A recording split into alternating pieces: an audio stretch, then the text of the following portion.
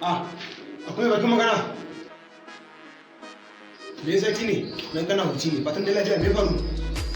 Kuna gani sai kashe mu wake. Amma kun ci ko maganan suna yi. Wallahi kun ga wannan fashin ne. To amma jama'a wai wake me ya matsalar ne? Me ku gani waye zai kawo mana kashin wannan matsalar ne? A gaska. Ko kuma nufin gaska? Amma kusan me matsalar jama'a? Shi gaskan ya tafi kuma hayan da gidawa. Baba. Amma ku damu jama'a zai yi wa sarki magana domin ya sa baki gaska ya dawo. Hello, Ayinu.